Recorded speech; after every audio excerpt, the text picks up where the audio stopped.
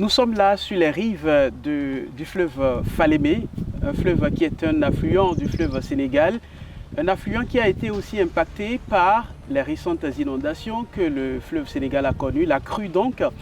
Et sur son chemin, l'eau a emporté presque tout sur son passage. Là où je me tiens en ce moment, c'est à quelques 100 mètres de la rive, 50-100 mètres de la rive, jusqu'en hauteur. L'eau a inondé tout sur son passage, impactant ainsi les différentes activités qui se menaient au bord de ce fleuve qui est assez essentiel pour les activités maraîchères et d'autres activités ici à Kidira. Justement, je suis avec M. Dabo, bonjour. Oui, bonjour. Comment allez-vous? Oui, ça va, je vais bien. Là où nous nous tenons, il y a encore quelques semaines, c'était envahi par les eaux. C'était comment? Comment vous avez vécu ça? Oui, là où nous sommes actuellement, dans les semaines passées, l'eau s'est envoyée jusque là où on est. Ça a dépassé même jusqu'à presque 100 mètres ou 150 mètres. Et en ce moment, c'était tellement dur. C'est dur parce que déjà, nous, depuis qu'on est né, j'ai à peu près une cinquantaine ou moins d'une cinquantaine d'années. Depuis qu'on est enfant jusqu'à présent, on n'a jamais vu cela. De mémoire d'homme à Kidira. Oui, on n'a jamais vu ça. Et il y a même nos aînés qui n'ont jamais... C'est-à-dire, il y a des gens, ils ont dit depuis 72 ou avant 72 que ça a eu lieu.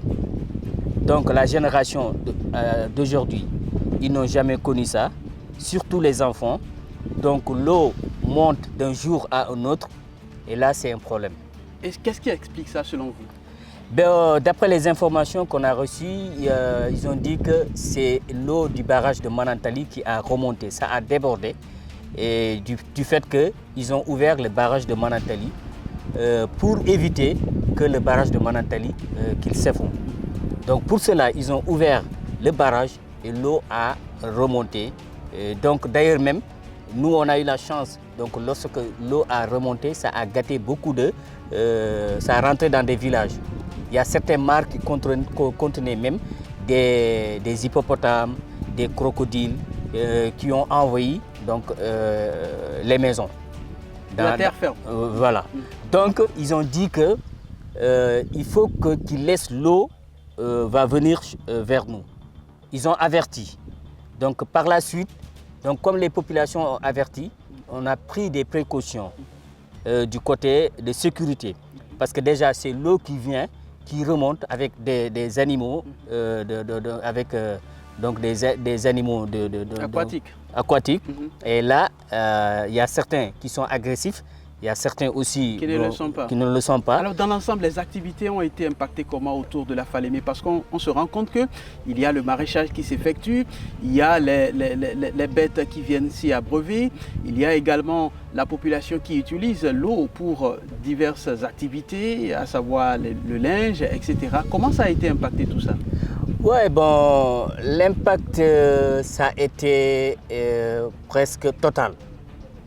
D'une part, bon, on parlait peut-être, on avait des problèmes de poissons ici, mais quand même il y a les pêcheurs qui, de temps en temps... Donc la pêche était paralysée? Était paralysée parce que déjà, eux, ils n'osent même pas descendre sur le fleuve, parce que l'eau a débordé. Bon, d'autre part aussi, on avait des champs à côté du fleuve. Donc c'est par là actuellement même, lorsque l'eau est retournée, donc on puisse recommencer les cultures. Donc beaucoup de champs ont été inondés. Des champs de mil, des champs de maïs, des champs de gombo, et des champs de piment. Vous n'avez pu rien récupérer? Pas du tout. L'eau est rentrée parce que déjà, que ce soit le maïs, que ce soit le piment, tous les légumes, si par exemple ils sont inondés, tu ne pourras pas les récupérer. Il y a d'autres même produits qui ont commencé même à produire. Donc déjà, tout est parti dans l'eau. Et d'autre part aussi, les animaux. Déjà, l'eau a débordé. Ça a même contourné même le village. Le quartier de Diboli Fulbe, qui est un quartier dans la commune de Kidira. Donc c'est comme appellation ancien village de Diboli Fulbe.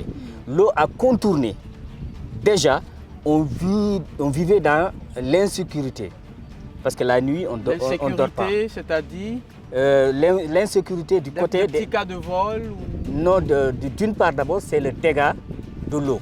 Okay. Parce que déjà, il y a des animaux. On entend qu'il y a des bêtes qui ont sorti dans l'eau, qui rentrent dans les villages. Et qui peuvent apparaître à tout moment. Voilà, donc là, la population, on est obligé de créer des commissions de vigilance chaque nuit qui vont au moins faire la ronde au moins pour éviter que ces animaux viennent nous perturber et créer des populations. Voilà. Donc d'autre part aussi, les enfants, certains enfants aussi qui n'ont pas eu l'habitude de cela. Un gosse peut se réveiller la nuit, il peut se diriger de ce côté-là et aussi tomber dans l'eau qui occasionne la noyade. Et comment vous vous remettez de tout ça? Est-ce que l'État vous est venu en aide? Comment est-ce que ça se passe? Depuis que l'inondation a eu lieu et que l'eau est retournée, on avait eu des promesses de l'État.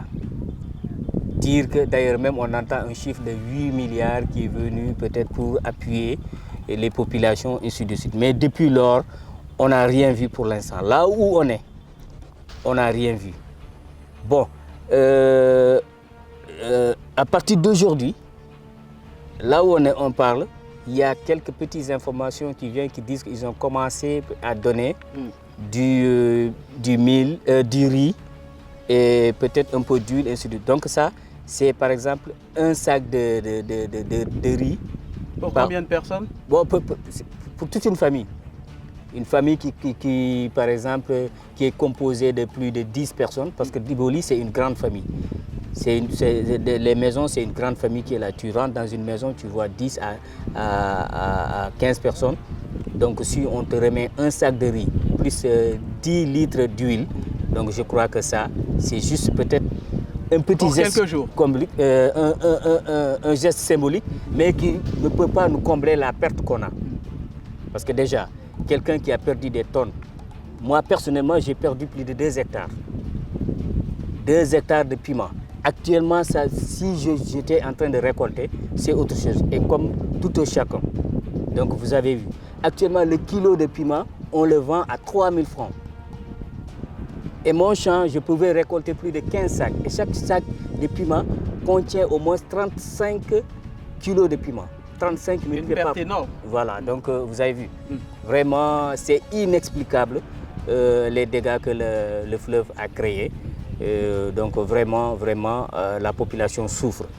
Et maintenant, les pertes qu'on a actuellement, on est en train de reprendre à zéro. Et comment se fait la reprise? Pour le moment, le piment, déjà, on a dépassé la période du piment. Parce que quand tu plantes, on ira actuellement à la saison chasse. Et le piment ne peut pas résister à cela. Donc actuellement, on est en train de faire des pépinières d'oignons, peut-être repiquer des oignons d'ici 2 à 3 mois pour récolter les oignons. Donc on espère au moins récupérer peut-être les 1/3 de ce qu'on a perdu avec la production des oignons. Est-ce que vous pensez que vous pouvez reprendre vos activités? Ça peut revenir à la normale, comme par le passé? Non, bon, pas du tout, parce que actuellement, nous, pendant par exemple les saisons de production, tout un chacun, il cherche pour avoir le départ. Parce que quand tu loupes le départ, déjà, tu ne peux pas te rattraper. Donc, vous avez vu, même tout au long du fleuve, il y a certains qui essayent de faire le décrue, cultiver un peu le maïs, faire la patate. Bon, tout ça, c'est peut-être essayer de gagner quelque chose pour au moins nourrir la population. Mais ce qu'on gagnait quand il n'y avait pas cette inondation-là, vraiment, c'est totalement différent à ce qu'on est en train d'exploiter actuellement pour obtenir quelque chose. Nous étions avec Abou Dabo, il est maraîcher ici à Diboli-Peul, c'est l'un des quartiers de Kidira. Il faut signaler que là où nous nous tenons, nous sommes juste à un jet de pierre de la frontière malienne, parce que quand vous traversez le fleuve à ma droite, vous tombez en territoire malien. Abou Dabo, merci d'avoir accepté de discuter avec nous. Ok, merci donc monsieur Moumeni. Donc de toutes les façons, c'est le constat qu'on a fait. Il y a énormément de dégâts ici.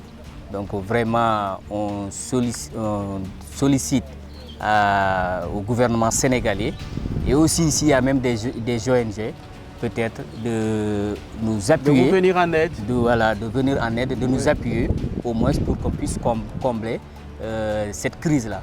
Parce que vraiment, si on continue dans ce cas-là, ce qu'on a perdu, donc j'espère que si le gouvernement ou les ONG ne sont pas venus en aide, on risque même d'entrer en crise cette année-ci. Donc vraiment, nous sommes très contents de vous recevoir et aussi de répondre à votre question. Et un grand merci aussi.